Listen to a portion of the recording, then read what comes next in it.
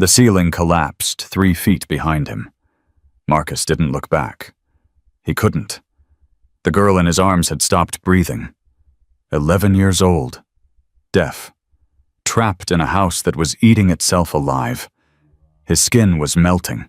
His lungs were full of poison. Every instinct screamed at him to drop her and run. He held tighter.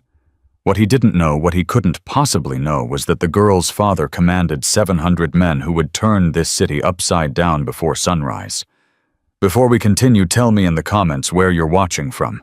I read every single one. Subscribe and stay until the end. This story will stay with you. Marcus stopped walking the moment the heat hit his face. Not warmth. Heat. The kind that crawled into your throat and told your brain something was dying nearby. He stood frozen in the alley, one hand still gripping the strap of his backpack, eyes lifting toward the orange glow pulsing against the buildings. Somewhere ahead, glass shattered. Then came the sound that made his blood turn cold. A scream. High-pitched. Desperate. The kind of scream that came from someone who had already given up on being saved. "What the hell?" he whispered. His feet moved before his brain caught up. The house was fully engulfed by the time he reached the street.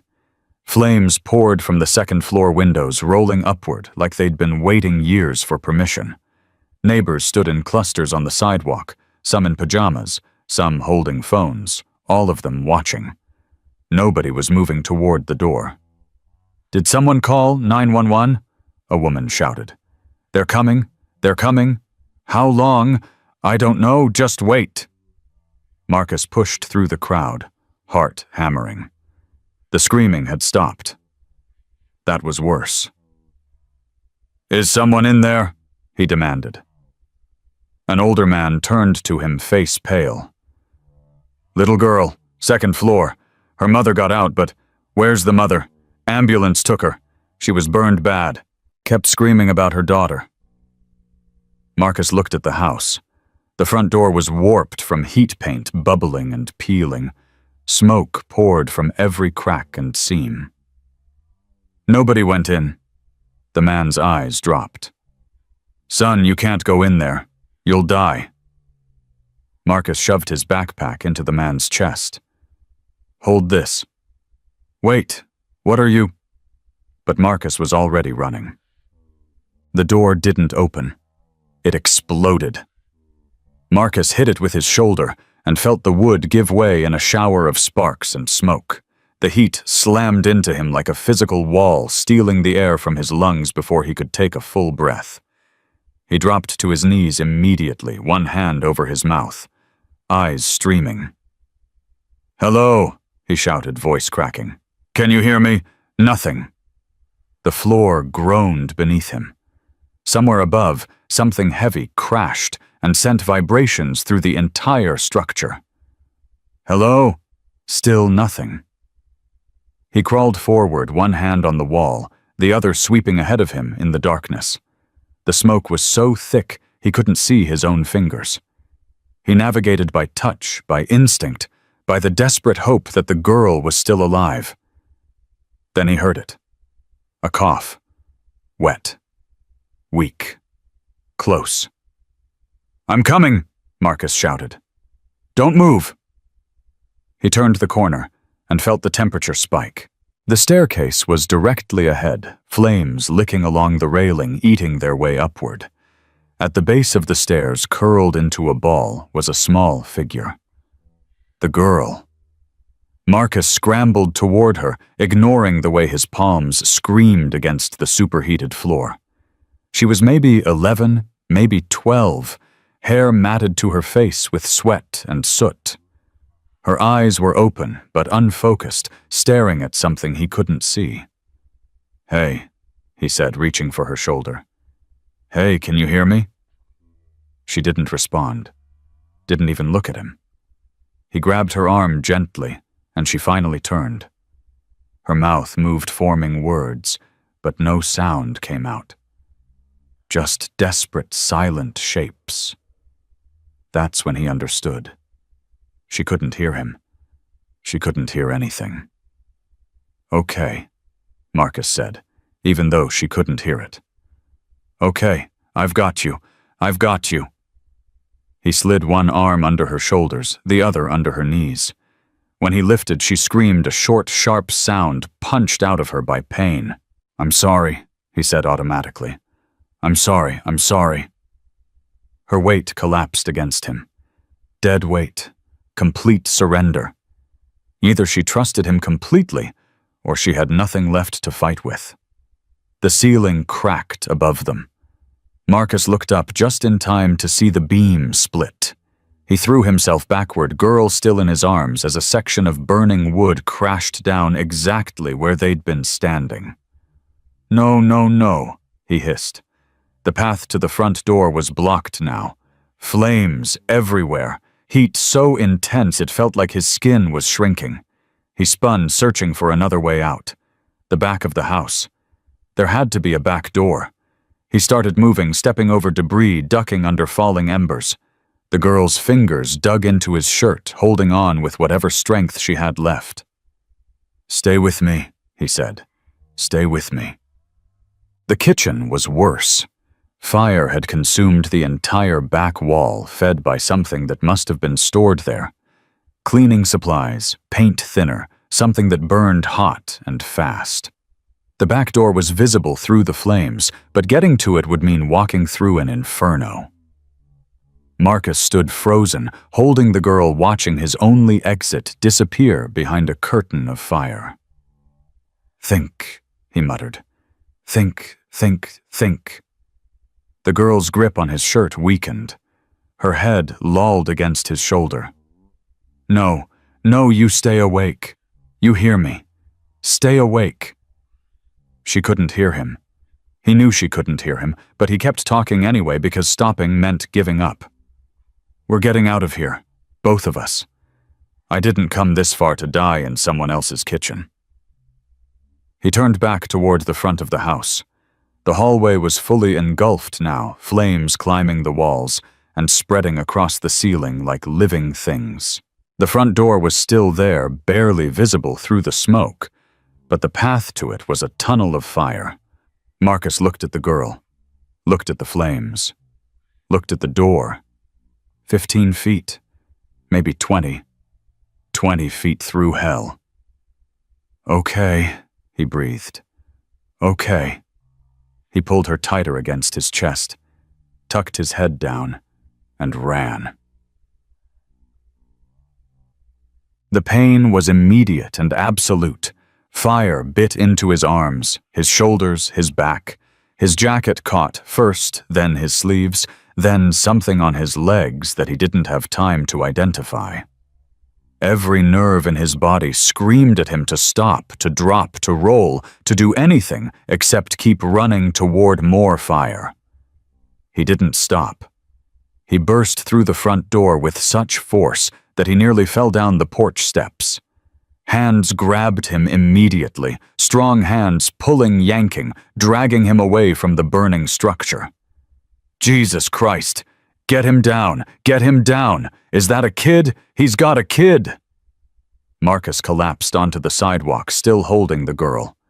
His body shook uncontrollably, muscles firing and releasing without his permission. Someone was patting at his clothes, putting out fires he hadn't even known were burning. Let go of her, son. Let us help. No. The word came out broken, barely audible. No, You have to let go. We need to help her. Hands pried the girl from his arms. She reached back toward him, fingers brushing his sleeve, eyes finding his for just a moment. He didn't let go, she whispered. So quiet that only Marcus heard it. Then she was gone, lifted onto a stretcher, surrounded by paramedics and neighbors, and a chaos that made sense to everyone except him. Marcus lay on the concrete, staring at the sky, watching smoke drift upward and disappear into nothing. Kid, can you hear me? A face appeared above him. Middle-aged man. Concerned eyes. Kid, are you hurt? We need to check you out. That was the moment. Marcus had been through this before. The questions, the concerned faces, the hands that wanted to help but always ended up trapping. He rolled onto his side and pushed himself up. "Wait, what are you doing?" "I'm fine." "You're not fine. You just ran through a burning building. Your arms are—" "I said I'm fine." Marcus staggered to his feet, head spinning, vision swimming. The crowd's attention had shifted to the girl, to the house, to the fire trucks just now screaming down the street with lights blazing. Nobody was watching him. He backed away slowly. 1 step, 2, 3. Then he turned and walked into the alley, and the darkness swallowed him whole. The pain didn't hit until he was 3 blocks away. Marcus made it to the edge of the industrial district before his legs gave out. He collapsed against a brick wall, sliding down until he sat on the cold concrete and finally let himself look at the damage. His hands were the worst. Blistered. Skin tight and angry, already swelling. When he tried to flex his fingers, white-hot pain shot up his arms, and he bit down on his lip hard enough to taste blood. His forearms weren't much better. Patches of burned fabric had melted into his skin, and pulling at them made the world go gray at the edges. "You're okay," he whispered to himself. "You're okay. You're okay." It was a lie, but lies had kept him alive this long. He sat there for a long time, listening to the distant sirens, watching the glow of the fire fade from the sky. His breathing slowly steadied. The shaking in his hands reduced to a manageable tremor. A radio crackled somewhere nearby. Someone's car parked with the windows down. Girl pulled from burning house. Unknown rescuer entered the structure before emergency services arrived. The girl is being transported to Memorial General in critical condition. Marcus closed his eyes. Critical condition. Not dead. Not yet. "Come on," he breathed. "Come on, kid. Don't you die on me now." He pushed himself to his feet, wincing as every muscle in his body protested. He needed water. He needed bandages. He needed somewhere to hide until his hands healed enough to function. What he got instead was a city that was about to remember him whether he wanted it to or not. Sophie Brennan woke up in the ambulance. The first thing she saw was light, harsh, white, clinical. The second thing she saw was a stranger's face hovering above her mouth, moving in shapes she couldn't decipher. She tried to speak. Tried to ask where she was, what had happened, where the boy had gone. Nothing came out except a weak cough that sent pain radiating through her entire chest. The stranger's face was replaced by another, then another. Hands touched her arms, her legs, her face. Everyone was moving so fast and she couldn't hear any of it. Where was the boy? The one who'd carried her, the one whose arms had shook but never let go. The one whose voice she couldn't hear, but somehow understood. She grabbed the nearest arm and squeezed as hard as she could. The face above her paused, leaned closer.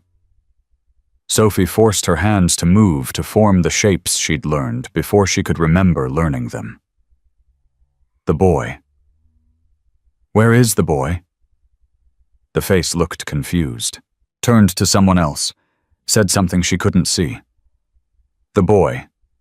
She signed again, more desperately. He saved me. Where is he? Nobody answered. Cole Brennan got the call at 2:47 a.m. He was 40 miles away dealing with club business that had kept him from home for 3 days. His phone had been on silent. He hadn't heard it ring. When he finally checked, he had 17 missed calls and a voicemail that made his blood freeze. "Mr. Brennan, this is Memorial General Hospital. Your daughter Sophie has been admitted following a house fire. Please contact us immediately at—" He didn't hear the rest. The phone was already at his ear, fingers dialing, heart pounding so hard it hurt. "Memorial General, how may I—" "Sophie Brennan, where is she? What happened? Is she alive? Sir, I need you to calm—" "Don't tell me to calm down. Where is my daughter?" A pause. Typing. "She's in the ICU, sir. Stable condition. Are you able to come in?" Cole was already running for his bike. "I'll be there in 30 minutes. Sir, the speed limit." He hung up. The Harley roared to life beneath him, and Cole Brennan tore out of the parking lot like a man possessed. The night blurred past. Street lights. Exit signs. The distant glow of a city he suddenly hated more than anywhere on earth. His daughter. His Sophie. His little girl who couldn't hear the world but saw everything. She was in the ICU, and someone had put her there. Cole made it to the hospital in 22 minutes. He didn't remember parking. Didn't remember walking through the doors. Didn't remember speaking to anyone at the front desk. One moment he was on his bike, and the next he was standing outside a room on the 3rd floor, staring through a window at a small figure in a hospital bed. Sophie. Her arms were wrapped in white bandages. Tubes connected her to machines that beeped steady rhythms. Her eyes were closed, face peaceful, in a way that only sleep could provide. She was alive. Cole pressed his palm against the glass and let out a breath he'd been holding since the phone call. "Mr. Brennan." He turned. A nurse stood behind him, clipboard in hand, expression carefully neutral. "Is she—" His voice cracked. He cleared his throat and tried again. "Is she going to be okay?" "She's stable." Smoke inhalation, 2nd-degree burns on her arms and hands, possible fractured ribs. "She's going to need time, but she's going to recover." Cole nodded slowly. "The fire. What happened?" "We don't have full details yet. The investigators are still on scene. But from what I understand, someone entered the building and carried her out before the fire department arrived." Cole's head snapped up. "Someone who—" The nurse hesitated. "We don't know. He left before anyone could get his name." "A young man. Teenager, maybe. He was burned pretty badly himself, but he refused treatment and disappeared before we could—" "Wait." Cole held up a hand. "You're telling me a kid ran into a burning building, saved my daughter's life, and then just left? That's what the witnesses are saying?" "Yes." Cole stared at her. Then he turned back to the window, watching Sophie's chest rise and fall. Someone had saved her. Someone had run into fire for her. And then that someone had vanished into the night like it was nothing. "I need to make a call," Cole said quietly. The nurse nodded. "There's a waiting room down the hall. It should be quiet this time of night." Cole didn't go to the waiting room. He walked outside, pulled out his phone, and dialed a number he knew by heart. It rang once. "Yeah, Ray, it's Cole." A pause. Ray had known Cole for 15 years. He could hear the tension in his voice. "What happened?" "Sophie was in a fire. She's okay, she's going to be okay, but someone saved her. A kid. He went in and got her out, and then he disappeared." Another pause. Longer this time. "What do you need?" Cole looked up at the hospital, at the lights in the windows, at the city sprawling out beyond. "I need to find him. We'll be there in an hour." They came quietly at first. Single bikes, spaced apart, engines cutting off one at a time as they rolled into the hospital parking lot. No formation. No urgency. Just men and women dismounting, nodding to each other, taking positions around the perimeter. By 4 a.m. there were 50. By 5 a.m., there were 200. By dawn, there were 700. Hospital security noticed first, then the nurses, then the patients who happened to glance out their windows and saw an ocean of chrome and leather spreading as far as they could see. What the hell is going on? Are they protesting something? Should we call the police? But there was nothing to call about. The bikers weren't blocking anything. They weren't threatening anyone. They were just there, standing, waiting, watching, and none of them looked like they planned to leave anytime soon. Sophie woke up at 6:15 a.m. The first thing she saw was her father's face, leaned close, eyes red-rimmed and exhausted. "Dad," she signed weakly. His expression crumbled. He took her bandaged hand as gently as he could and held it against his chest. "I'm here, baby. I'm right here." The boy she signed. "Did you find him?" Cole's jaw tightened. "Not yet." Sophie's brow furrowed. He burned his hands. "He carried me through the fire. Dad, he didn't let go. Even when the ceiling fell, he didn't let go." Cole swallowed hard. "I know. You have to find him. You have to make sure he's okay." Cole nodded slowly. "I'm working on it." Sophie's eyes drifted toward the window. She could see shapes out there lined up along the street. Motorcycles. Dozens of them. Maybe hundreds. Who are they? Cole followed her gaze. People who want to help. Help with what Cole met his daughter's eyes. Finding the person who saved your life.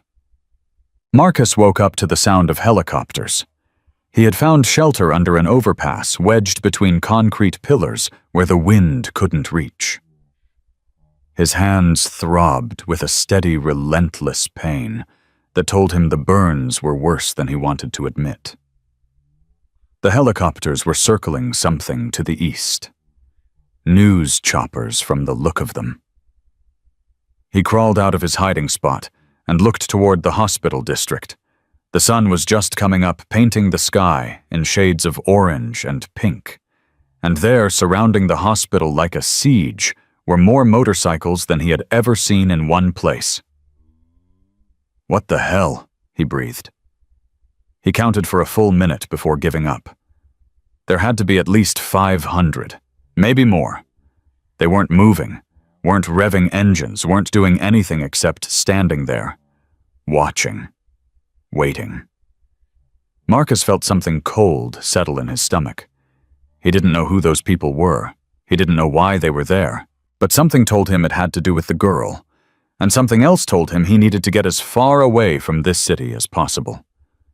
He grabbed his backpack and started walking away from the hospital, away from the bikes, away from whatever was about to happen. But he only made it 3 blocks before a motorcycle pulled up beside him. Single rider, no patches visible, engine idling low. "You're him," the rider said. Not a question. Marcus didn't respond. "Kid who went into the fire. You're him." Marcus kept walking. The bike followed.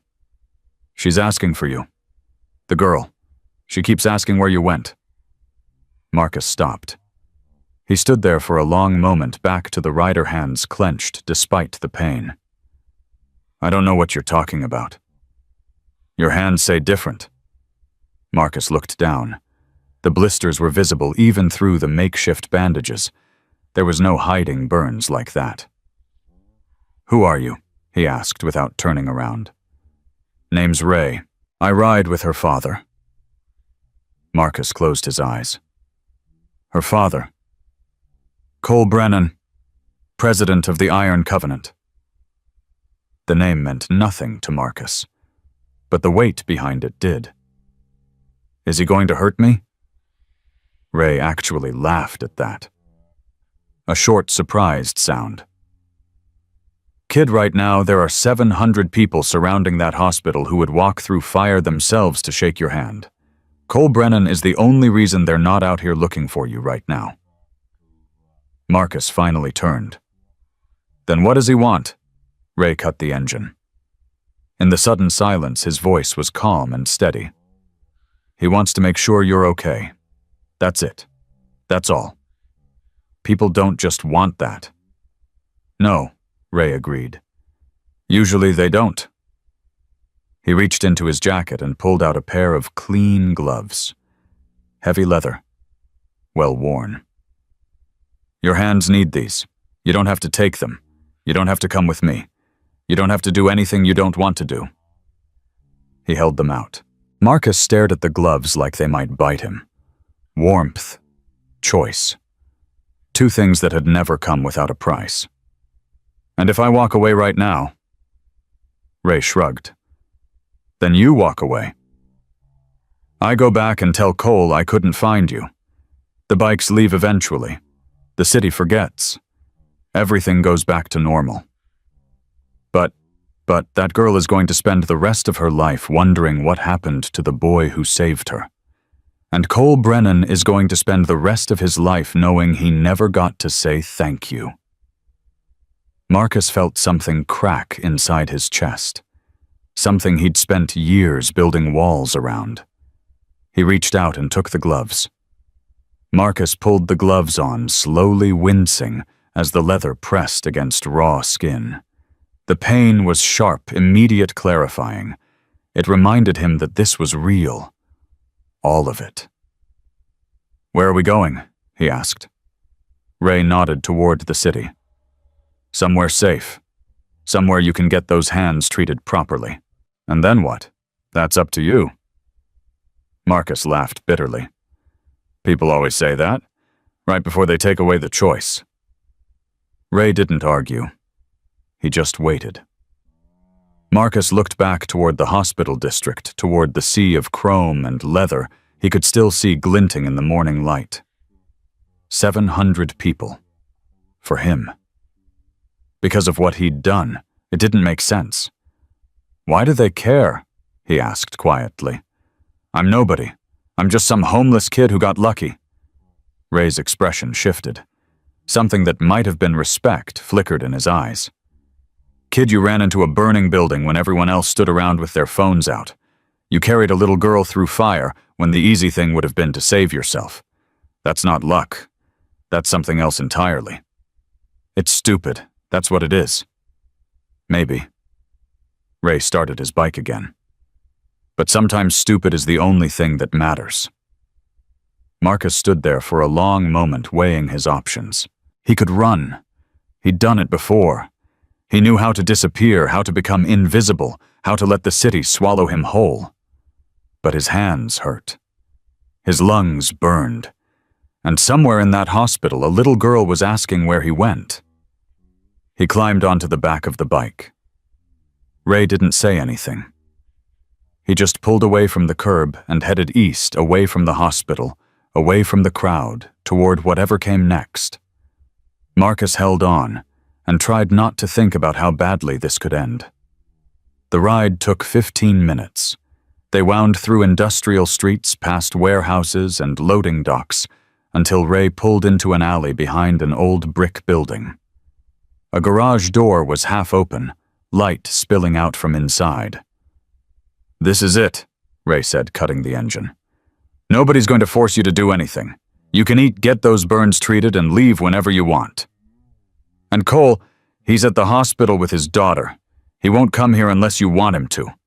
Marcus climbed off the bike, legs stiff, body aching in ways he hadn't noticed until the adrenaline wore off. Why are you doing this? He asked. Seriously, why do you care what happens to me? Ray met his eyes. Because 15 years ago, someone did the same thing for me. I was in a bad place. Worse than you, probably. And a stranger showed up and gave me a choice when everyone else was trying to take them away. What happened? Ray smiled faintly. I'm standing here, aren't I? He walked toward the building without looking back. After a moment, Marcus followed. Inside, warmth hit him like a wall. Not the suffocating heat of the fire, but something gentler, controlled, safe. An older man looked up from a workbench, took one look at Marcus's hands, and swore under his breath. "Sit," he said. It wasn't an order. It was an assessment. Marcus sat. The man worked without questions. Sleeves cut away, burns cleaned gently, blisters drained where they needed to be. Every touch was precise, professional, painless when it could be, and honest when it couldn't. "Smoke inhalation," the man said after a while. "Hurts when you breathe deep." "Yeah. That'll take time. Days, maybe weeks. Don't push it." "I don't have days." The man paused his work. "Kid, right now you have whatever you need. That's the point." A bowl of soup appeared on the table beside him.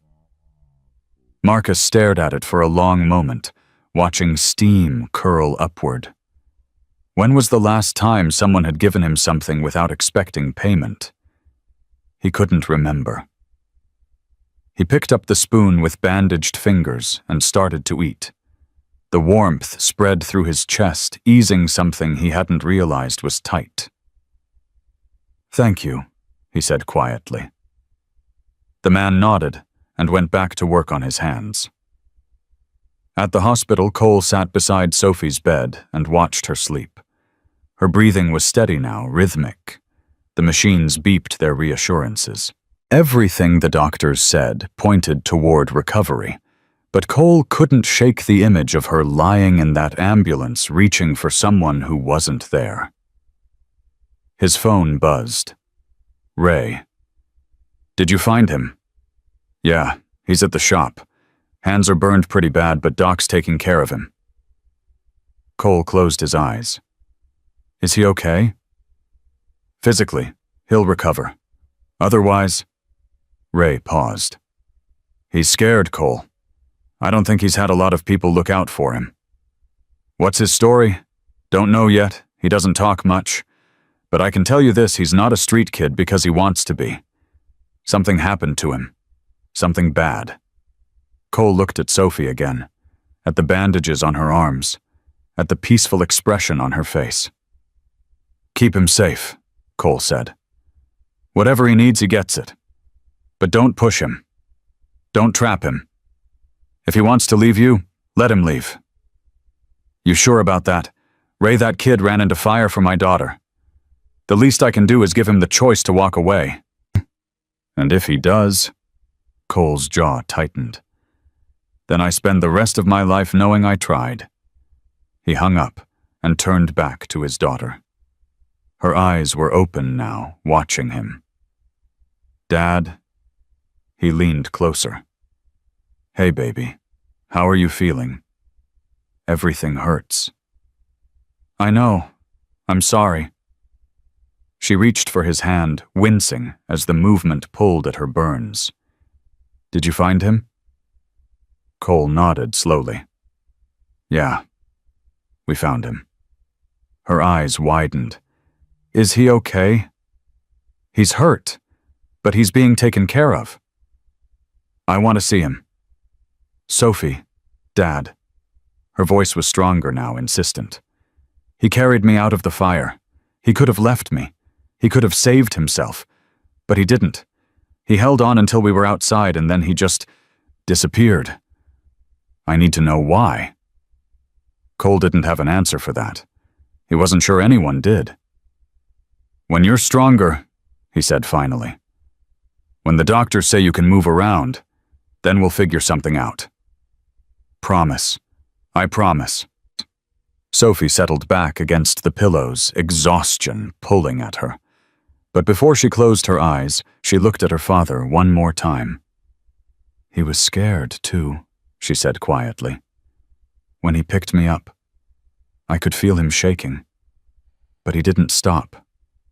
He just kept going." Cole swallowed hard. "I know, baby. That's the bravest thing I've ever seen." She closed her eyes and drifted back to sleep. Cole sat there in the silence, listening to the beep of the machines, and tried to understand what kind of person ran into fire when everyone else ran away. Outside, the city was waking up to something it didn't expect. News trucks arrived first, parking at the edge of the blocked-off streets. Cameras pointed at the wall of motorcycles surrounding the hospital. Reporters spoke into microphones trying to explain what they were seeing. There are now an estimated 700 motorcycles parked in a perimeter around Memorial General Hospital. The bikers have made no statements, issued no demands, and are not blocking any emergency access points. Police have been called but have not yet intervened. In the hospital's administrative offices, people were panicking. Who are they? We don't know. What do they want? We don't know that either. This is a hospital. We can't have. They're not doing anything illegal. They're parked on public streets. They're not blocking entrances. They're not even talking to anyone. Then why are they here? Nobody had an answer. On the street, a police cruiser rolled slowly past the line of bikes. Inside, two officers exchanged glances. Should we call this in? Call in what? They're not breaking any laws. That many bikers in one place makes people nervous. Yeah. Well, so does a house fire that almost killed a kid. You want to be the one who starts something with these guys? The driver thought about it. Then he kept driving. At the edge of the line, a woman in a leather jacket looked up at the hospital, and then at the bike beside her. How long are we staying? She asked. The man next to her shrugged. Until Cole says different. And if the cops try to move us, they won't. But if they do, he smiled slightly, then they'll have to explain why to the cameras. She nodded and settled back against her bike. The waiting continued. Back at the shop, Marcus had finished eating. The soup bowl was empty, pushed aside. Doc had finished bandaging his hands and moved on to checking his lungs, listening with a stethoscope, asking questions. Marcus answered with as few words as possible. You need rest, Doc said finally. Real rest, not the kind you get under bridges. I've had worse. That's not a recommendation. Doc stood and gathered his supplies. There's a room in the back, clean sheets door that locks from the inside. You can leave whenever you want, but I'd prefer you didn't until those blisters close up. Marcus looked at him. Why do you care? Doc paused. Because 40 years ago, I was the one with burns on my hands and nowhere to go. And someone cared enough to patch me up without asking questions. He shrugged. Debts get passed forward, kid. That's how it works. He walked out of the room, leaving Marcus alone. Marcus sat there for a long time, staring at his bandaged hands. The gloves Ray had given him sat on the table clean and worn, and completely out of place in his life. He stood slowly, testing his balance. The room swam for a moment, then steadied. The back room was exactly what Doc had described. Small, clean, a bed with actual sheets, a door with an actual lock. Marcus locked it. Then he lay down, still fully dressed, and stared at the ceiling. He waited for the other shoe to drop, for the door to burst open, for someone to demand payment for the kindness he'd been shown. Nothing happened. The silence stretched on, broken only by the distant hum of the city outside. And for the first time, in longer than he could remember, Marcus fell asleep, without fear. He woke to voices, quiet but present, coming from somewhere in the building. Marcus rolled out of bed, muscles screaming in protest, and pressed his ear to the door. Can't keep him here forever. Nobody's keeping him anywhere. He's free to go whenever he wants. But Cole wants to see him. Cole wants a lot of things. Doesn't mean he gets them on his timeline. Ray, there are 700 people out there waiting to see what happens next. We can do whatever we want. That's the whole point. Footsteps. movement. The kid's been through hell. He needs time. Push him too hard and he runs. That's not what Cole wants. How do you know what Cole wants? Because I know Cole. He's not looking to make this kid into something. He just wants to say thank you. Silence. And if the kid doesn't want to hear it, then he doesn't hear it. And we move on. More footsteps. A door opening and closing. Marcus backed away from the door, heart pounding. 700 people. Waiting. For him. The thought made his stomach turn. He looked at the window, small but big enough to climb through. He'd done it before. He could do it again. His hand was on the latch when he stopped. The girl's face flashed through his mind. The way she'd reached for him as they pulled her away. The way she'd whispered those words that he shouldn't have been able to hear. He didn't let go. Marcus closed his eyes. He'd spent his whole life running. From foster homes, from group homes, from anyone who tried to get close enough to hurt him. But he hadn't run from the fire. He'd run into it.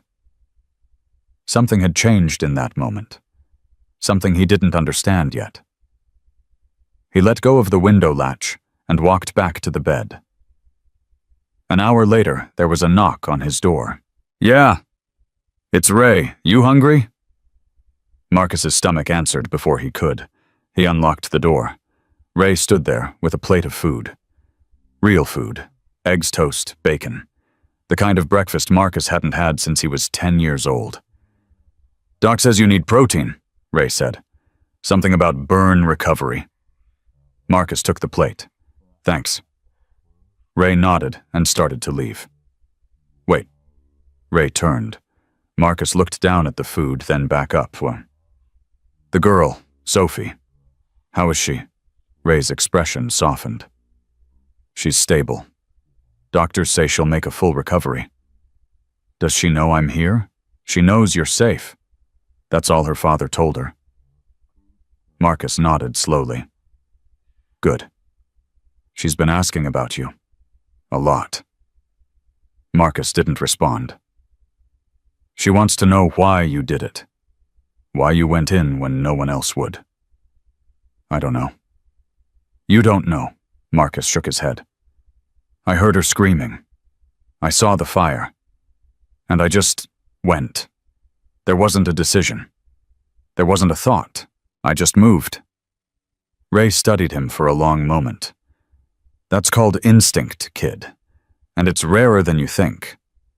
Instinct gets people killed. Sometimes. But sometimes it saves them." Ray paused. "You saved her, Marcus. Whatever happens next, that doesn't change." He left. Marcus ate alone, thinking about instinct and fire and the strange weight of being seen. That afternoon, Cole finally left the hospital. Not because he wanted to, because Sophie made him. "Dad, you haven't slept in 2 days. You smell like coffee and fear. Go home. Take a shower. Eat something that isn't from a vending machine. I don't want to leave you. I'm not going anywhere. I'm literally attached to machines. Sophie, Dad." She fixed him with a look that was so much like her mother it made his chest ache. "I'm okay. The doctors are here. The nurses are here. You have 700 people outside who would riot if anyone tried to hurt me. Go. I'll be fine." But Cole stared at her for a long moment. Then he leaned down and kissed her forehead. "I'll be back in a few hours. Take your time." He walked out of the room, down the hall, into the elevator. When the doors opened on the ground floor, he found Ray waiting for him. "He's awake," Ray said. Cole stopped walking. And he's scared, confused. He doesn't understand why anyone cares about what he did. Does he want to leave? He thought about it. I could see him looking at the window, but he stayed. Cole exhaled slowly. "What do you think?" Ray considered the question carefully. "I think he's been hurt. A lot. by people who were supposed to protect him, and I think he's waiting for us to do the same thing. We won't. I know that, but he doesn't. Cole nodded. I want to see him. Now. No, when he's ready. When he decides he wants to talk, not before. Ray smiled slightly. That's probably the smartest thing you've said all week. Don't get used to it. They walked outside together into the morning light, into the sea of bikes that still surrounded the building. Riders nodded as Cole passed. Nobody spoke. Nobody needed to. The waiting continued, and 3 miles away in a small room with clean sheets and a locked door, Marcus finished his breakfast and made a decision. He wasn't going to run. Not yet. Not until he understood why 700 strangers had shown up for a homeless kid who'd done the only thing that made sense to him. He looked at his bandaged hands, at the gloves on the table at the door that led to a world he didn't recognize anymore. Then he lay back down and closed his eyes. Sleep came again, easier this time. And somewhere in the space between waking and dreams, he heard Sophie's voice one more time. He didn't let go. The city woke up to something it didn't understand. By noon, every news channel had the same footage: 700 motorcycles, 1 hospital, 0 explanation. Anchors spoke in careful tones, trying to make sense of images that defied their scripts. Authorities are still unclear on the purpose of this gathering. No demands have been made. Police have been monitoring the situation but have not intervened. Inside the hospital's administrative wing, the panic had reached a fever pitch. This is unacceptable. A woman in a gray suit slammed her palm on the conference table. We have patients, we have families, we cannot have 700 bikers turning our facility into some kind of standoff. They're not blocking anything, Legal replied calmly. They're parked on public streets. They're not threatening anyone. They're not even speaking to staff. Then why are they here? Legal hesitated. We believe it's connected to the fire victim admitted last night, the young girl. What about her? Her father is apparently someone of influence within that community. The woman in the gray suit stared at him. Are you telling me that a biker gang has surrounded my hospital because one of their children is a patient? I'm telling you that 700 people showed up overnight to stand outside a building where a little girl almost died, and not one of them has done anything illegal. Silence. Get me the police commissioner. Already tried. He's not returning calls. Then get me someone who will. Legal closed his folder slowly. With respect, ma'am, I don't think anyone wants to be the person who turns this into a confrontation. The woman looked out the window at the sea of chrome below. Then what do? We wait. Same as them. 3 miles away, Marcus was done waiting. He stood in the small room, bandaged hands flexing slowly, testing the limits of what his body would allow. The pain was manageable now. Constant but controlled. Something he could work with. There was a knock on the door. Yeah, Ray's voice. Cole's here. He wants to talk. Only if you're willing. Marcus felt his heart rate spike. The moment he'd been dreading. The demand. The expectation. The price of kindness finally revealed. What does he want? To thank you. That's what he says. That's it. That's it. Marcus looked at the door, then at the window, then back at the door. Fine. He unlocked it. Ray stepped back to reveal a man Marcus had never seen, but somehow recognized. Leather jacket. Road-worn boots. Eyes that held something Marcus couldn't identify. Not anger, not judgment. Something else. You're Marcus, Cole said. Yeah. I'm Cole, Sophie's father. I figured. They stood there, neither moving, the silence stretching between them. "Can I come in?" Cole asked. Marcus stepped aside. Cole entered slowly, taking in the small room with a single glance. He didn't sit, didn't move toward Marcus, just stood near the door like he was ready to leave at any moment. "I'm not going to make a speech," Cole said. "I'm not going to tell you what you did was heroic or special or any of the words people use when they don't know what else to say. I'm just going to tell you the truth." Marcus waited. "My daughter is alive because of you. That's a fact. Everything else, the bikes, the people, the attention, that's noise. But Sophie breathing, Sophie waking up, Sophie asking about the boy who carried her out of the fire, that's real, and I don't know how to repay that. I don't want payment. I know. That's what makes this hard." Cole's voice cracked slightly on the last word. He looked away, jaw tightening. "She keeps asking about you," Cole continued. "Wants to know if you're okay. Wants to know why you did it. I told her I'd try to find out. I don't have an answer. Neither do I. But she wants to see you anyway." Marcus felt something shift in his chest. "See me. When she's strong enough. When the doctors say she can have visitors outside the family. She asked if you would come." "Why?" Cole finally looked at him again. "Because you're the only person who knows what those few minutes felt like. You're the only one who was in that fire with her, and she needs to see the face of the person who didn't let go." Marcus swallowed hard. "I don't do hospitals." "Okay. And I don't like crowds." "Understandable. And I'm probably going to leave soon. I don't stay in one place." Cole nodded slowly. "That's your choice. Nobody here is going to stop you. Then why are you telling me this?" Cole was quiet for a long moment. Then he said something that hit Marcus like a physical blow. "Because my daughter has spent her whole life watching people give up on things. Walk away when it gets hard. Leave when it's easier than staying. And then you showed up and did the exact opposite. She needs to know that people like you exist, even if you leave tomorrow, even if she never sees you again. She needs to know." Marcus didn't have words for what he felt.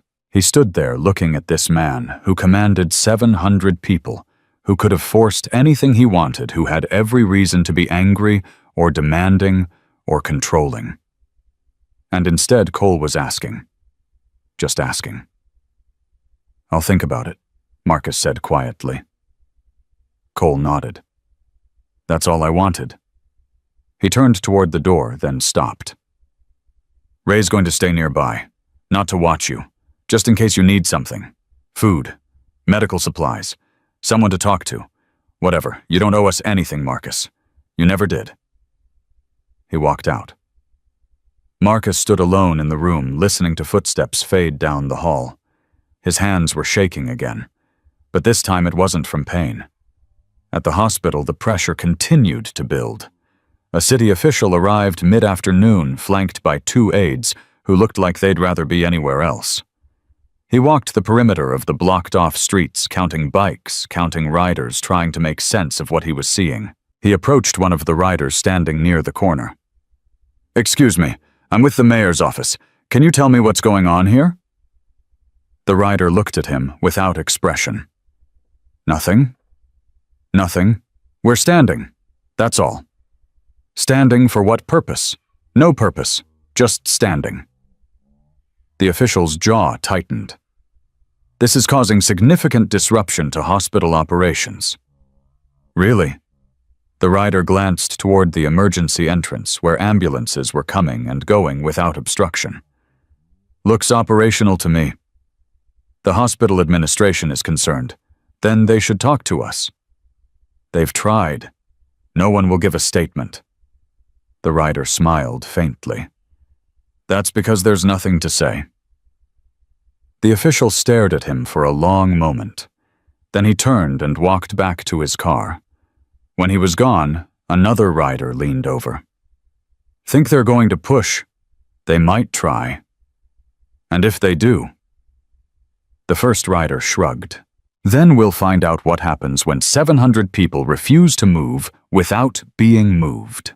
On the third floor, Sophie was sitting up for the first time. The physical therapist had left. The nurses had adjusted her pillows.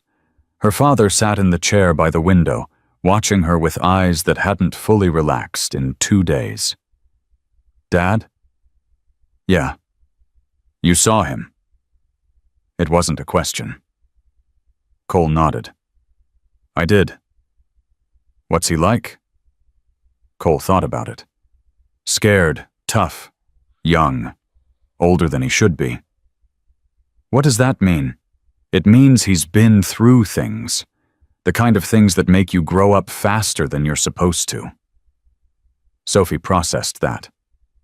"Is he going to come see me?" "I don't know. He said he'd think about it." "But he might not." "He might not." Sophie looked down at her bandaged hands. "He burned these saving me." "I know. That's not fair. No, it's not." She was quiet for a moment. Then she looked at her father with an expression he'd never seen before. "I want to do something." "Like what?" "I don't know yet. But I want to do something that matters, the way he did. I want to be someone who doesn't let go." Cole felt his throat tighten. "Sophie." "I'm serious, Dad. I've spent my whole life being the girl who can't hear, the girl who needs help, the girl people feel sorry for. But he didn't see that. He just saw someone who needed help, and he helped. No questions. No hesitation. Just action. That's who you already are." "No, but it's who I want to become." Cole reached for her hand gently, carefully. "Then we'll figure it out together." She squeezed back as hard as her burns would allow. Outside, the sun was beginning to set. The bikes still hadn't moved. Marcus stood at the window watching the light change. His body wanted to move. His instincts screamed at him to run. Every lesson he'd ever learned about survival told him that staying was dangerous. But he didn't move. Ray knocked on the doorframe. "You okay?" "Define okay." Ray smiled slightly. "Fair point. What's happening out there at the hospital?" "Nothing yet. City's nervous. Police are circling but not engaging. Hospital administration is having meetings about meetings." "And the bikes?" "Still there. All of them." Marcus shook his head slowly. "I don't understand. Why would 700 people care about this? I'm nobody. I'm just some kid who got lucky." Ray leaned against the wall. "You keep saying that. Lucky. Like what you did was an accident." "It kind of was." "Was it? You heard someone screaming. You saw a fire. And instead of taking out your phone like everyone else you ran in, that's not luck. That's something deeper. It's stupid." "Maybe. But stupid saved a little girl's life. Stupid gave a father his daughter back. Stupid made 700 people believe that heroism isn't dead." Marcus turned from the window. "I'm not a hero. No one's asking you to be. But you did something heroic. There's a difference." "What difference?" Ray pushed off from the wall. "Heroes are people in stories. They wear capes and give speeches and never have doubts. But people who do heroic things, they're scared. They're uncertain. They do the right thing anyway, and then they spend the rest of their lives wondering if it was worth it."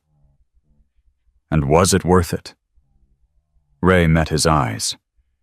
"Ask Sophie. I think she'd give you an answer." He left. Marcus stood alone in the fading light, thinking about heroes and fires and the strange weight of being seen. That night, the first shift happened. Not at the hospital. In Marcus. He lay in bed, staring at the ceiling, unable to sleep. His hands throbbed. His lungs ached. Every breath reminded him of smoke and heat and the moment he'd almost dropped her. But he hadn't dropped her. He'd held on. And now 700 people were standing in the cold for him. He sat up suddenly, swinging his legs over the edge of the bed. "This is insane," he muttered. He grabbed the gloves Ray had given him and pulled them on. Then he unlocked the door and stepped into the hallway. The building was quiet. Most of the lights were off, but somewhere ahead he could hear voices. He followed them. In the main room, Ray sat with 3 other riders speaking in low tones. They looked up when Marcus entered. "Couldn't sleep?" Ray asked. "No." Ray nodded. "Pull up a chair." Marcus hesitated, then sat. One of the riders looked at him with curiosity, but not judgment. "You're the kid, huh?" "Yeah." "Hell of a thing you did." Marcus didn't respond. "I was in the Marines," the rider continued. "Did 3 tours. Saw a lot of people freeze when things got bad. Saw a lot of people run. What you did in that fire, that's the other thing. The rare thing. I just reacted. That's what makes it real. You can train someone to follow orders. You can teach them tactics, but you can't teach instinct. Either you have it or you don't." Marcus looked at his bandaged hands. "It doesn't feel special. It just feels like what happened." "That's exactly what it's supposed to feel like." The room fell quiet. Finally, Ray spoke. "You made a decision yet? About what? About what comes next? Staying, leaving, meeting Sophie?" Marcus was quiet for a long moment. "I want to see her," he said finally. "But I don't want it to be a thing. I don't want cameras or speeches or any of that. I just want to talk to her." Ray nodded. "I can make that happen. And after is up to you. Same as always." Marcus took a deep breath. It hurt, but less than before. "Okay. Okay, what? Okay, set it up. I'll see her." Ray smiled faintly. "I'll let Cole know." The next morning, Marcus walked into the hospital. No fanfare, no announcement, just a side entrance that Ray had arranged a route that avoided the crowds and the cameras and the chaos. His heart pounded with every step. His hands sweated inside the gloves. Every instinct screamed at him to turn around. He kept walking. They reached the 3rd floor. Ray stopped outside a door. "Take your time," he said. "There's no rush." Marcus looked at the door. Then he pushed it open. Sophie was sitting up in bed watching him. Her eyes widened the moment she saw him. He stopped just inside the threshold, suddenly uncertain. "Hi," he said. She smiled, a real smile, the kind that reached her eyes despite the pain she must have been feeling. She lifted her hands and began to sign. Marcus shook his head. I don't understand sign language." She pointed to a notepad on the table beside her bed. Then she gestured for him to come closer. He crossed the room slowly, heart hammering. She grabbed the notepad and wrote quickly, then turned it toward him. "You came." "Yeah," he said. "I came." She wrote again. "I thought you would run." "I almost did." "Why didn't you?" Marcus looked at her, at the bandages on her arms, at the machines beeping softly, at this little girl who had almost died in his arms. "Because you asked me to stay." Her eyes glistened. She wrote again. "You saved my life." "I just did what anyone would do." She shook her head firmly. Then she wrote with deliberate emphasis, "Not anyone. You." Marcus felt his throat tighten. "I don't know what to say to that." She smiled again. Then she wrote one more thing and held it up for him to read. "Thank you for not letting go." Marcus stared at those words. All the walls he'd built, all the years of running, all the lessons about not trusting anyone, not needing anyone, not staying anywhere long enough to matter. All of it cracked. He sat down in the chair beside her bed, suddenly exhausted in a way that had nothing to do with his body. "You're welcome," he said quietly. They sat together in silence. It wasn't awkward. It wasn't forced. It was just two people who had survived something terrible existing in the same space, understanding each other without needing words. After a while, Sophie reached out and touched his gloved hand. He didn't pull away. Downstairs, Cole stood at the window watching the street. The bikes were still there, but something had shifted. The energy was different. Less tense. More patient. Ray appeared beside him. "He's with her." Cole nodded. "How's he doing?" "Better than expected. Kid's got more depth than he knows." "Most people do. They just don't get the chance to find out." Ray was quiet for a moment. "What happens when he leaves?" Cole looked at him. "What do you mean?" "He's going to leave. Probably soon. That's who he is." "What happens to the bikes? What happens to all of this?" Cole turned back to the window. "They leave too. One by one. Until the street looks like it did before any of this happened. And that's it. No, that's never it." Cole watched a rider adjust his helmet, preparing to leave. Something changed. In him. In Sophie. In this whole damn city. You don't just go back to normal after something like this. But we can't force him to stay. No, we can't. And we can't protect him forever. No, we can't do that either. Ray sighed. "Then what's the point?" Cole smiled faintly. "The point is that for a few days, 700 people showed up and stood still. Not to fight, not to threaten, just to witness. And that kid upstairs saw that even when you have nothing, you're not invisible." "You think that's enough?" Cole watched another bike pull away from the line. "I think it's more than he's ever had." Upstairs, Marcus was still sitting with Sophie. She had fallen asleep exhausted from the visit. He should have left. Should have slipped out while she wasn't watching. But he stayed. He looked at her face, peaceful in sleep. Looked at the bandages on her arms that matched his own. Looked at this little girl who had trusted a stranger with her life. "You're going to be okay," he whispered. She couldn't hear him. He knew that. But he said it anyway. Marcus stayed with Sophie for 2 hours. He didn't speak much.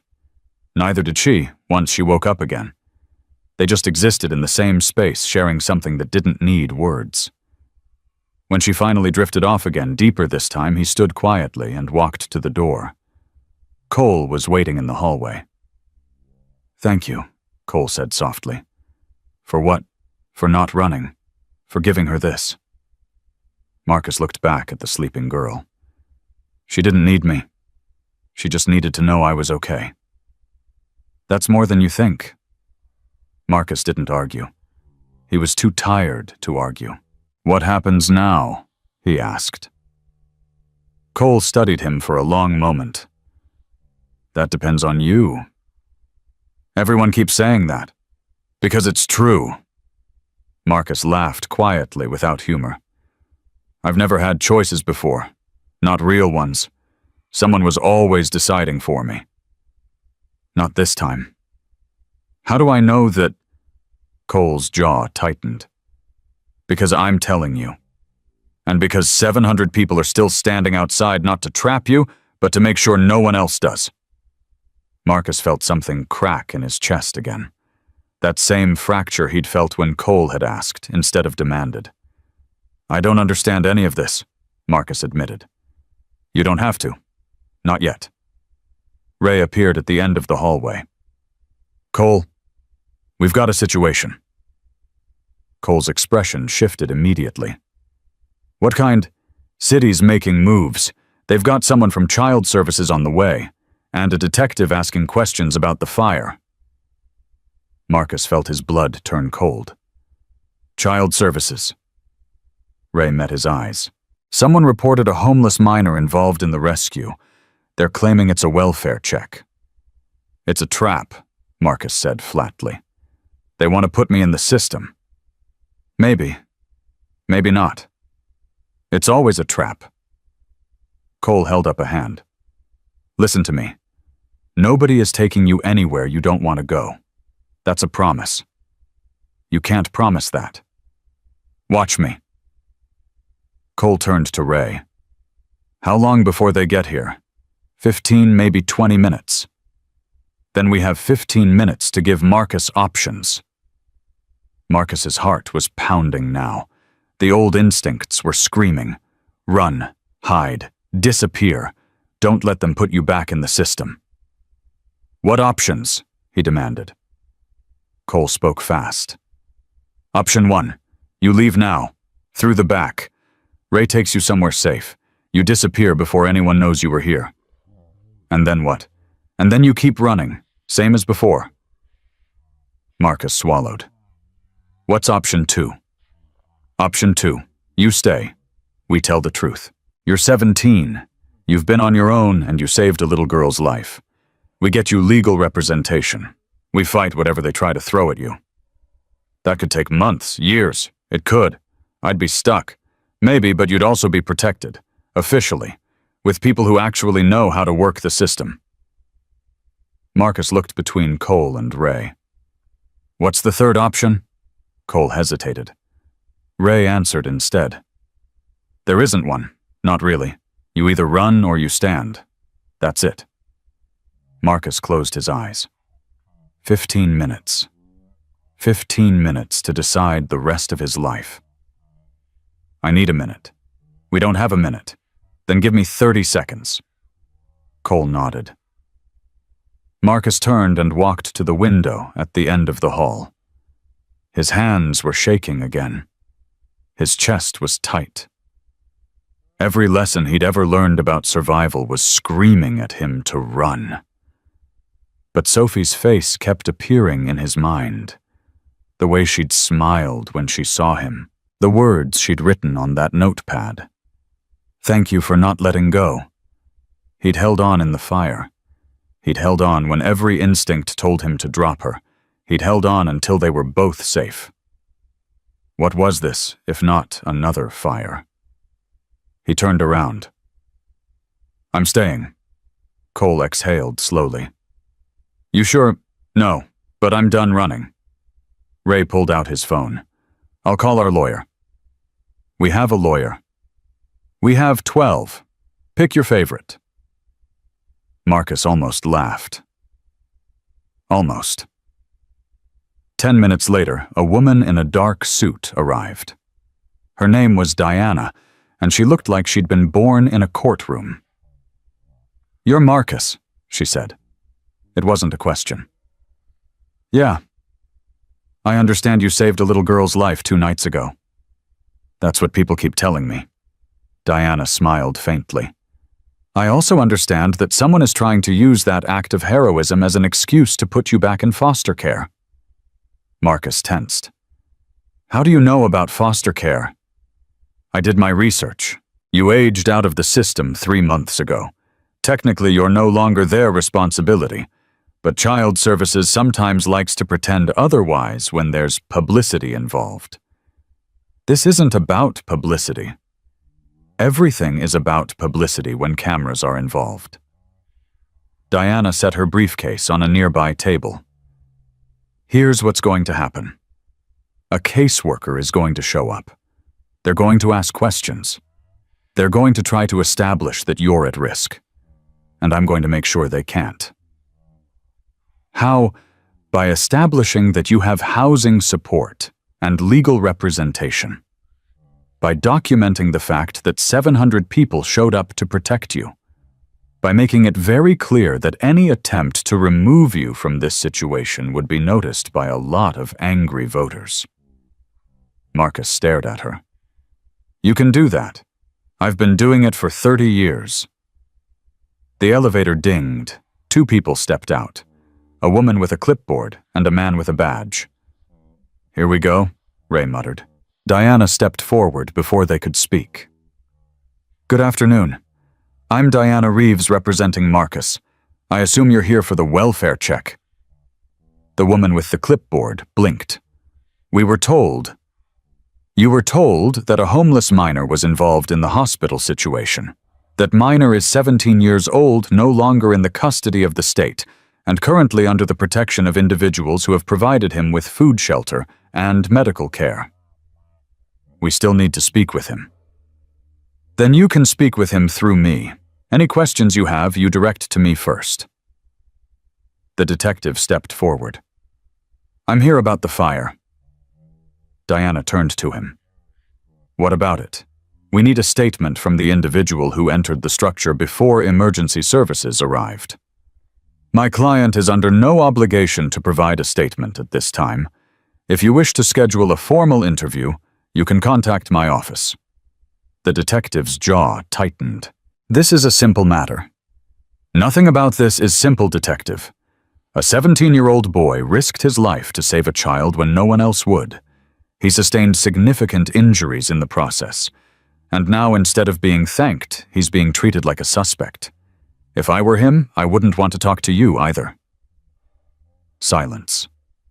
The caseworker tried again. We just need to verify that he's safe. He's safe.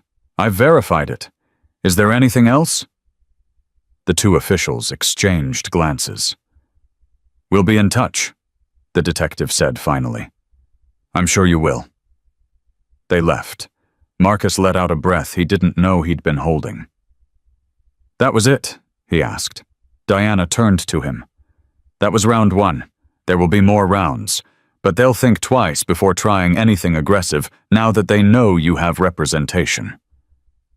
Why are you doing this? Diana gathered her briefcase. Because 30 years ago I was a foster kid who got chewed up by the system, and because Cole Brennan asked me to, in that order. She walked toward the elevator, then paused.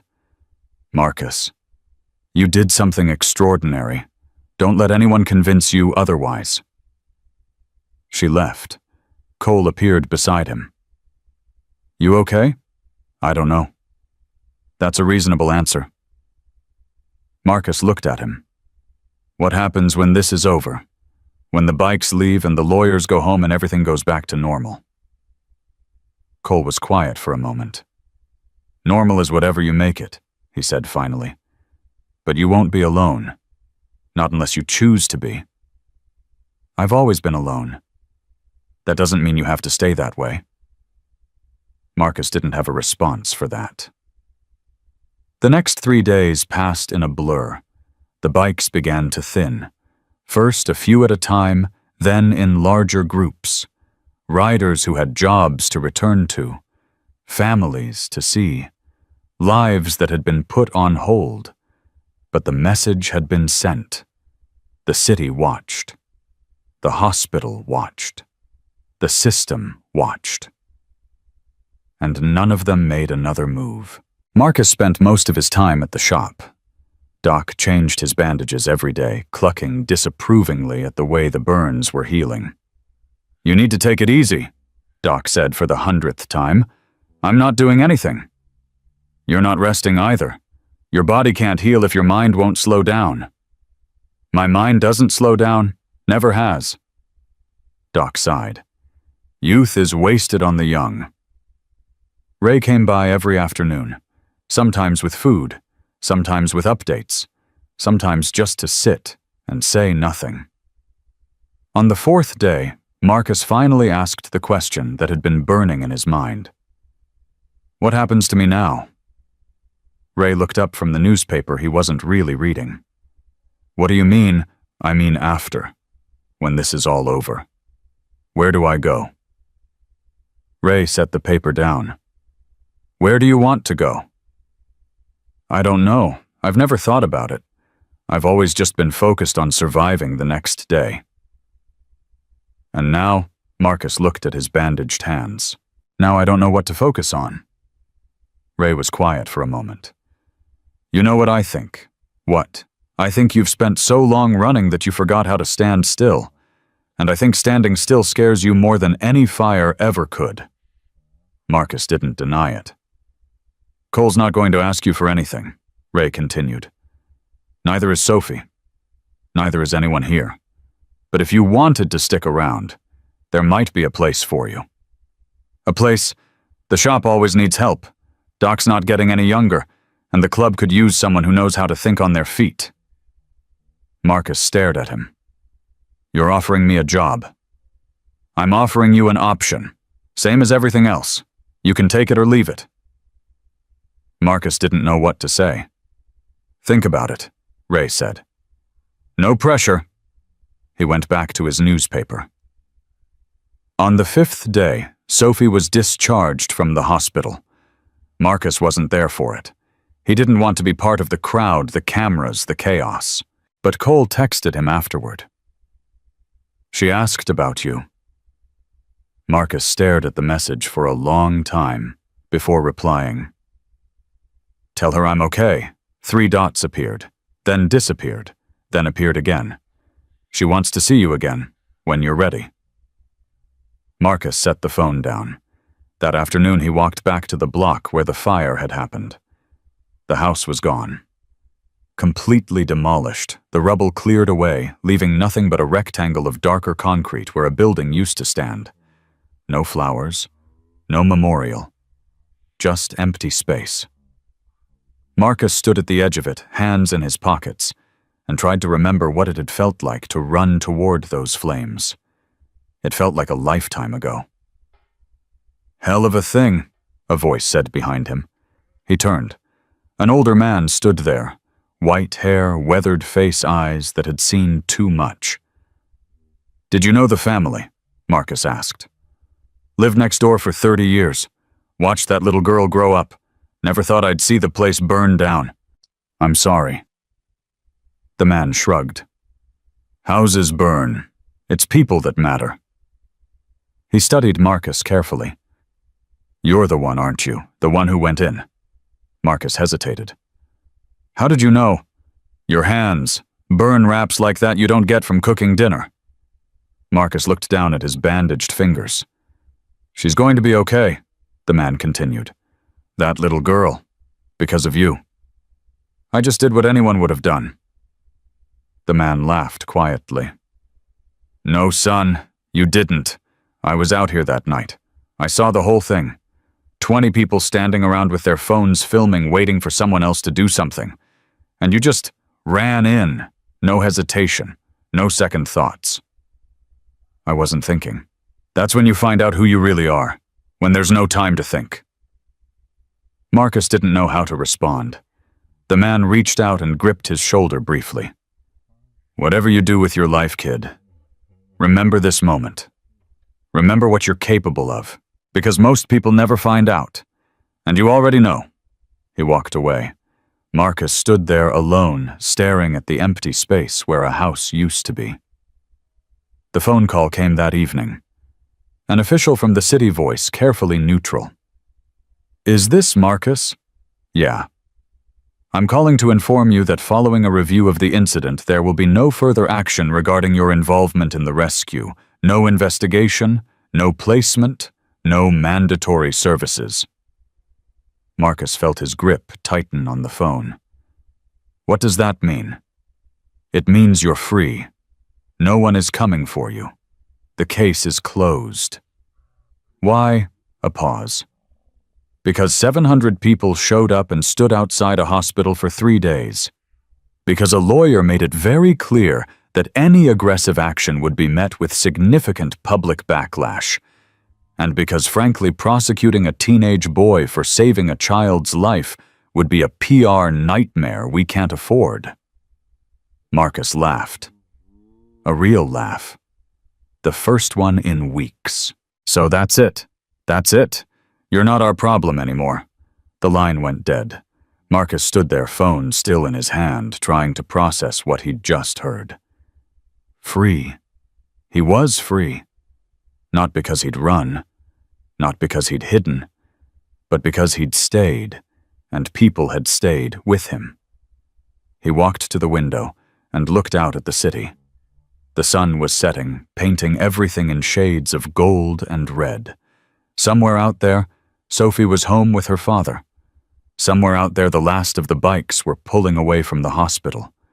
Somewhere out there, life was continuing without him. But for the first time, he didn't feel invisible. He pulled out his phone and texted Cole. The city called. Case is closed.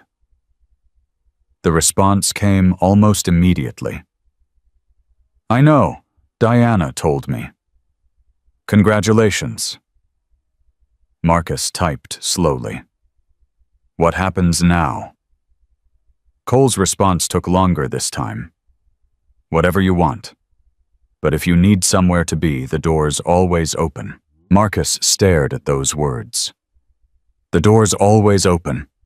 He'd never had that before. A door that stayed open.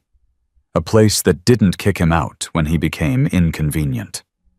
He looked at his bandaged hands, at the phone, at the city sprawling out beyond the window. Then he made a decision. The next morning, Marcus walked into the shop and found Ray drinking coffee at the small table. You're up early, Ray said. Couldn't sleep. Nightmares, something like that. Ray pushed a second mug toward him. Sit. Marcus sat. They drank in silence for a few minutes. Then Ray spoke. Made a decision yet? Marcus set his mug down. Yeah. And I want to stay, at least for a while. See what happens. Ray nodded slowly. Good. That's it, just good. What did you want me to say? I don't know. Something about how I'm making a mistake. How I should keep moving. How staying in one place is dangerous. Ray smiled faintly. All of that might be true. But you already know it, so what's the point of saying it? Marcus laughed quietly. Fair point. Doc could use help around here. Real help, not just someone to bandage. You interested? I don't know anything about healing. Neither did he when he started. That's what learning is for. Marcus looked around at the shop, at the tools and bandages and worn furniture, at the life that had been built here by people who understood what it meant to start over. Okay, he said. I'm in. Ray extended his hand. Marcus took it. That evening, Cole brought Sophie to the shop. She walked in carefully, still moving slowly from her injuries, but her eyes were bright when she saw Marcus. You stayed, she signed. Marcus didn't understand the words, but Cole translated. She said you stayed. Marcus looked at Sophie. Yeah, I did. She crossed the room and stopped in front of him. Then she reached out and touched his bandaged hand gently. Thank you, she said out loud. Her voice was different than he expected. Softer, more uncertain, but the words were clear. You're welcome. She smiled. Then she signed something else. Cole's voice was thick when he translated. She says you're family now, whether you like it or not. Marcus felt his throat tighten. Family. He'd never had one of those. Not really. I think I can live with that, he said quietly.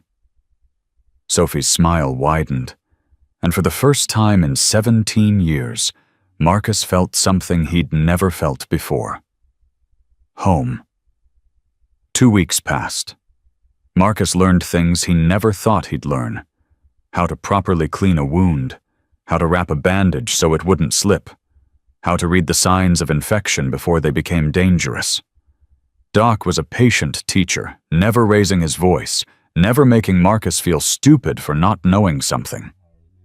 You're picking it up fast, Doc said one afternoon. I've always been a quick learner, had to be. Survival instinct. Something like that.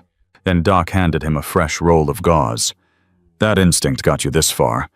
Now it's time to learn how to use it for something other than running. Marcus didn't respond, but something shifted in his chest. He was still getting used to the rhythm of this new life, waking up in the same place every morning, eating meals at regular times, having people ask how he was doing, and actually waiting for an answer. It was strange. Uncomfortable sometimes, like wearing clothes that didn't quite fit. But he was starting to adjust. Sophie visited twice a week. She was healing faster than anyone expected. The physical therapist said she was the most determined patient he'd ever worked with. She pushed through every exercise, every stretch, every painful moment with a focus that surprised everyone except her father. "She's always been like this," Cole said during one visit. "When she wants something, she doesn't stop." Marcus watched Sophie work through a set of hand exercises, her face tight with concentration. What does she want? To be strong, to never need saving again. That's not realistic. No, but it's motivating. Marcus thought about that for a long time. On the third week, something happened that Marcus didn't expect. He was restocking supplies in the back when a woman walked into the shop, middle-aged, well-dressed, eyes that scanned every surface like she was cataloging evidence. Marcus felt his defenses go up immediately. "Can I help you?" Doc asked from behind the counter. "I'm looking for Marcus." Doc's expression didn't change. "Who's asking?" "My name is Patricia Vance. I'm a journalist with the Tribune." Marcus's blood went cold. "We don't talk to press," Doc said flatly. "I'm not here for an interview. I'm here because I've been investigating the foster care system for the past 2 years, and Marcus's story intersects with something I've been tracking." Marcus stepped out from the back. "What do you want?" Patricia turned to face him. Her expression wasn't predatory. It was careful. "I want to understand what happened to you," she said. "Not the fire. Before the fire. The system that failed you." "The system didn't fail me. It chewed me up and spit me out." "That's exactly what I want to document." Marcus laughed bitterly. "So I can be someone's sob story, someone's example of how broken things are." "No, so that the next kid in your situation might have it a little better." Marcus felt Ray's presence behind him before he heard the footsteps. "Everything okay here?" Ray asked. "Fine," Doc replied. "The lady was just leaving." Patricia held up her hands. "I'm not here to cause trouble. I'm here because I think Marcus's story could help people, but only if he wants to tell it. I don't. Then I'll leave." She pulled a card from her pocket and set it on the counter. "But if you ever change your mind, my number's on there. No pressure, no deadline, just an open door." She walked out. Marcus stared at the card for a long moment. "You okay?" Ray asked. "I don't know." Doc picked up the card and studied it. "Patricia Vance. I've heard of her. She did that piece on the group homes in the South Side. Got 3 of them shut down. So she's legitimate. As legitimate as any journalist. Which means she's got her own agenda, but it might align with yours." Marcus took the card from Doc's hand. "I need to think about this." "Take your time." He walked outside, card still in his grip, and stood in the alley behind the shop. His past had always been something he ran from. Something he buried. Something he pretended didn't exist because acknowledging it made everything harder. But maybe there was another way. He didn't call Patricia that day, or the next. But he didn't throw away the card either. A month after the fire, Cole invited Marcus to the clubhouse. It wasn't a formal invitation, just a text that said, "Dinner tonight. Bring your appetite." Marcus almost said no. He'd been avoiding large groups, loud noises, anything that felt too much like losing control. But something told him this was important. He showed up at 7. The clubhouse was exactly what he expected.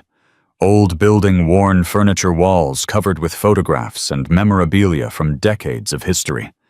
Bikes parked outside in neat rows. But inside it was quieter than he anticipated. A dozen people sat around a long table, plates full, conversation flowing in low voices. They looked up when Marcus entered, and he braced for the stares, the whispers, the questions. Instead, he got nods. Brief acknowledgments. Then everyone went back to eating. Cole appeared beside him. "Glad you came," I almost didn't. I know. That's why I'm glad. He led Marcus to an empty seat near the end of the table. Sophie was there, seated across from him, her eyes bright when she saw him. She signed something rapidly. She says you look nervous, Cole translated. I am nervous. Sophie grinned and signed again. She says that's okay. Everyone is nervous the first time. Marcus sat down. Someone passed him a plate without ceremony. Someone else filled a glass with water. It was all so normal. He didn't know what to do with normal. Halfway through the meal, a woman at the other end of the table spoke up. So you're the kid who ran into the fire? Marcus tensed. Yeah. My daughter was one of the nurses on duty that night. She said you looked like you'd been through hell. I had been. The woman nodded slowly. She also said you wouldn't let anyone help you. Disappeared before the paramedics could check you out. I'm not good at accepting help. None of us are. That's why we're here. Laughter rippled around the table, not mocking, understanding.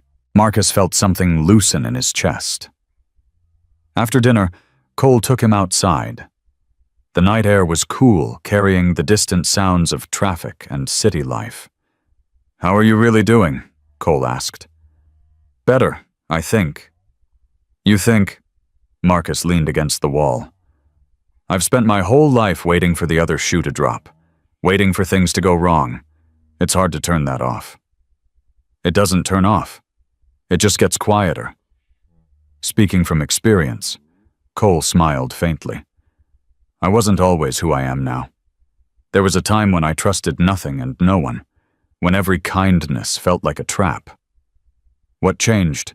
People, time, choices I made that didn't blow up in my face. Cole looked at him directly. You're at the beginning of that. It takes years, not weeks. I don't have years. You have exactly as many as you choose to take. Marcus didn't respond. Sophie talks about you constantly, Cole continued. Did you know that she does, every day? The boy who carried her, the boy who didn't let go. She's building you into something bigger than you are. That's not fair to me. No, but it's how she's processing what happened. You're her proof that good people exist. Marcus felt his throat tighten. I'm not a good person. Then what are you? I'm a survivor. That's different. Cole shook his head slowly. Survivors look out for themselves. You ran into a burning building for a stranger. That's not survival. That's something else. I don't know what it is. Maybe that's okay. Maybe you don't have to know yet. They stood in silence for a while. I got an offer, Marcus said finally. From a journalist. She wants to tell my story. I heard. Doc mentioned it. What do you think? Cole considered the question carefully. I think it's your story to tell. Not mine, not anyone else's. But you have an opinion? I have a lot of opinions. Doesn't mean you should follow them. Marcus pushed off from the wall. Give me one. Cole met his eyes. Tell it. Tell all of it. The fire, the system, the years of running. Let people see what happens when a kid falls through the cracks and still comes out the other side able to save someone else. Why?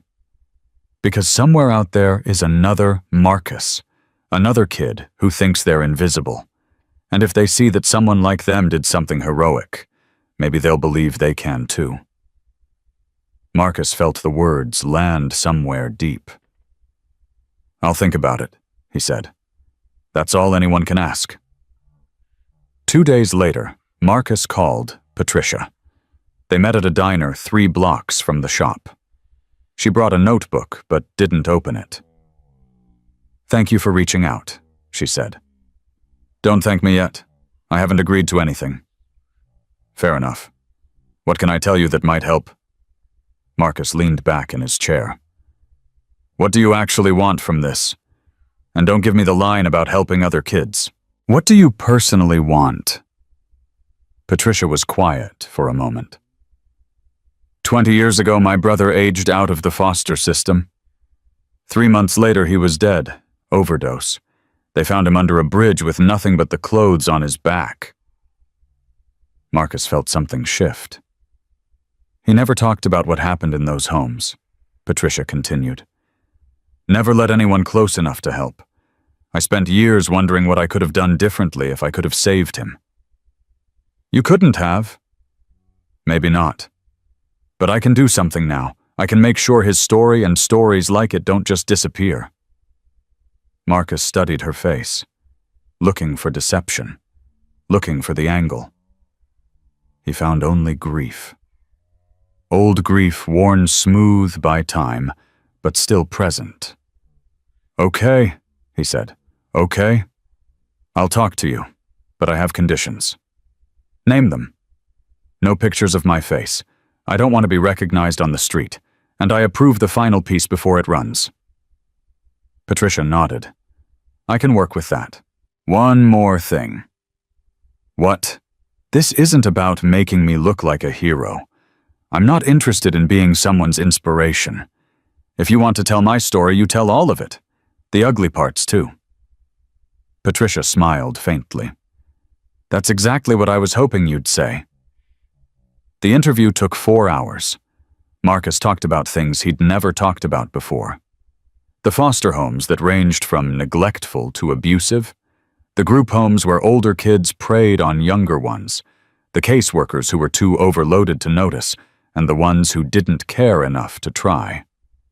He talked about running, about living on the streets, about the cold math of survival that taught him to trust no one and expect nothing. And he talked about the fire, not as a hero, as a person who'd done the only thing that made sense in that moment. When it was over, Patricia closed her notebook. You've been through more than most people could imagine, she said. Everyone has a story. Not like this. Marcus stood. I need to go. Of course. I'll send you the draft before it runs. You have my word.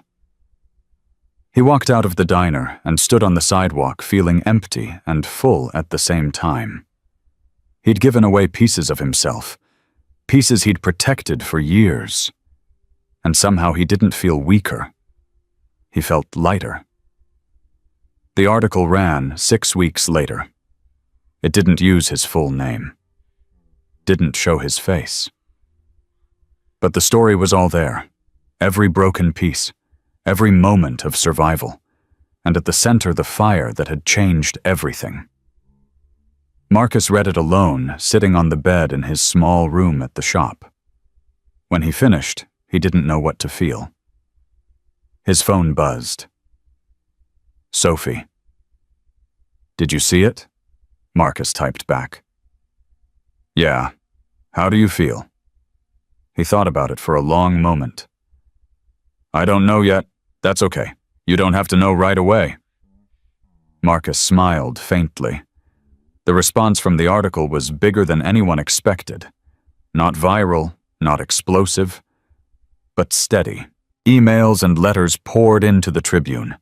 People sharing their own stories. Social workers asking for copies to share with colleagues. Legislators requesting meetings to discuss foster care reform. Patricia called him a week after publication. It's working, she said. People are listening. Good. How are you handling the attention? I'm not. I'm hiding in the shop and letting Doc deal with anyone who shows up. Patricia laughed. That's probably smart. I have my moments. Marcus, what you did, the fire, the interview, all of it. It matters. I want you to know that.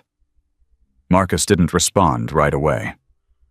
I'm still figuring out what matters, he said finally. But I'm getting there. Spring arrived. Sophie was fully recovered now, back to school, back to her life.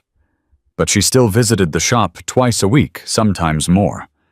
She'd learned basic first aid and insisted on helping Doc with his patients.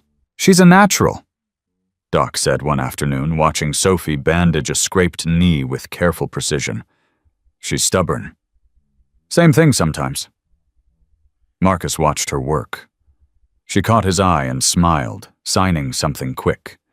He'd been learning ASL. Slowly, painfully, but learning. He understood enough to catch her meaning. "You're staring again." "I'm observing. There's a difference." She rolled her eyes dramatically, and Doc chuckled. Cole showed up that evening. He came alone, which was unusual. No Ray, no escort, just a father checking on his daughter and the boy who had become part of their family. "Walk with me," Cole said. Marcus followed him outside into the fading light. "I have something to tell you," Cole said as they walked. "That sounds ominous." "It's not. At least I don't think it is." They stopped at a small park a few blocks from the shop. Empty this time of evening. "The club voted," Cole said, "unanimously." "Voted on what?" Cole turned to face him. "We want to officially sponsor your education. Trade school, community college, whatever you want. Full ride, no strings attached." Marcus stared at him. "Why? Because you've earned it. Because you've proven yourself. And because every person at that table believes you're worth investing in." "I don't know what to say." "You don't have to say anything right now. Just think about it." Marcus looked down at his hands. The burn scars had faded, but they were still visible. Reminders of the night that had changed everything. "I never thought I'd have options," he said quietly. "Real options. The kind that lead somewhere. Now you do. What if I mess it up?" Cole smiled faintly. "Then you try again. That's how it works." Marcus took a deep breath. "Okay. Okay, you'll think about it. Okay, I'll do it. Whatever it takes, I'm in." Cole extended his hand. Marcus shook it. 1 year later, Marcus stood at a podium. The auditorium was packed. Social workers, legislators, journalists, survivors. All of them watching. All of them waiting. His hands were sweating. His heart was racing. Every instinct he'd ever developed was screaming at him to run. He didn't run. "My name is Marcus," he began. "And a year ago I ran into a burning building to save a little girl I'd never met." He paused, letting the words settle. "People called me a hero, but I wasn't. I was a 17-year-old homeless kid who'd spent most of his life being invisible. The only reason I ran into that fire was because I didn't think I had anything to lose." He looked out at the crowd. "That night changed my life. Not because of the fire, because of what happened after. 700 people showed up and stood outside a hospital for 3 days, not to threaten, not to demand, just to witness, to make sure I wasn't invisible anymore." He found Sophie in the crowd. She was watching him with tears in her eyes. "I'm not standing here to talk about courage or heroism. I'm standing here to talk about the system that failed me long before that fire. The foster homes that treated me like a problem to be managed. The caseworkers who were too overwhelmed to notice. The group homes where survival meant learning to trust no one." His voice strengthened. "I'm one of the lucky ones. I made it out. But there are thousands of kids who don't. Thousands of kids who age out of the system with nothing. No skills, no support, no place to go. And we pretend that's acceptable." He gripped the podium. "It's not. And it has to change." He talked for 20 more minutes. About specific reforms, about funding, about the simple truth that every child deserves a chance. When he finished, the applause was deafening. But Marcus barely heard it. He was looking at the people who had come to support him. Cole and Ray in the back row. Doc near the exit, arms crossed, nodding slowly. Sophie in the front, signing furiously to her father. Family. The word still felt strange on his tongue, still felt like something he'd borrowed instead of earned. But maybe that was okay. Maybe family wasn't something you were born into. Maybe it was something you built one choice at a time. After the speech, Sophie ran up to him and threw her arms around his neck. You did it, she signed when she pulled back. We did it. She shook her head firmly. No. You. Marcus looked at her, at this little girl who had almost died in his arms, who had watched him run from the fire, then watched him learn to stand still. Thank you, he said. For what? For not giving up on me. She smiled. Never. That's what family does. Cole appeared beside them. He didn't speak. Just put a hand on Marcus's shoulder and squeezed once. It was enough. That night, Marcus walked back to the block where the fire had happened. The empty lot was different now. Someone had planted a garden there. Flowers and vegetables growing in neat rows. A small sign read, Community Garden. All welcome. He stood at the edge, looking at what had grown from ashes. His phone buzzed. Ray. You good? Marcus smiled. Yeah, I'm good. He turned and started walking back toward the shop, toward the life he'd built, toward the people who had taught him that staying wasn't weakness.